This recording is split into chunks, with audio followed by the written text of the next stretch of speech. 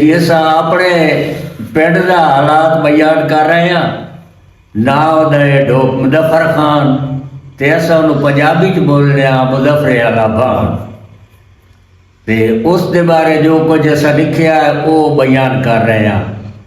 हाँ रब्बा सुन ले साडी दुआ चा भाणा नू रंग ला ते हालत बेड़ी। रब्बा सुन ले साडी दुआ मस्जिद कोल वे तलग दिन छे के गिला कोई कर देनी चूल्हे उत्ते बह के। मस्जिद कोल वे तलग दिन छे के गिला कोई कर देनी चूल्हे उत्ते बह के। अकलां देन सफा ताई दिता ने रब नू भुला ते हालत बेड़ी।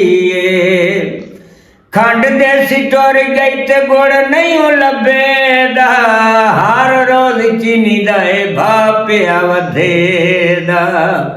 खंड देसी टोर गई ते गुड़ नहीं लभेदा हर रोज चीनी दा भाव पिया वधेदा।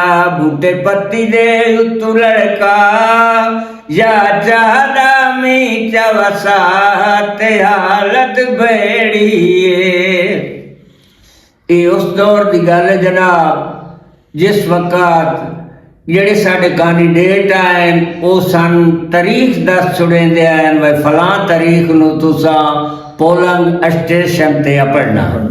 अगू सन ना पता होंदा कि असा मोहर किदे लावणी है उस दे बारे बयान कर रहे हैं। 5 साल बाद भाई वोट जदाया दिन अगे पिछे सानू पुछण नया दिन।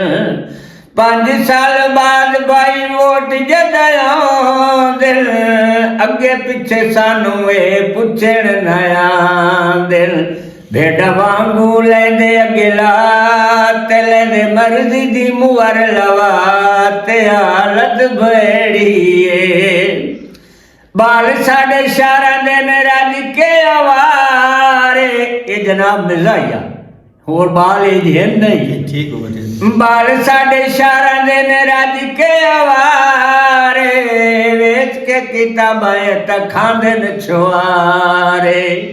बाल साढ़े शारा दे रज के आवारे वेच के किताबां तक खांदे न छुआरे। इंजयां दिन वक़्त गवाए न पढ़ना है मिट्टी ते सवार ते हालत बेड़ी।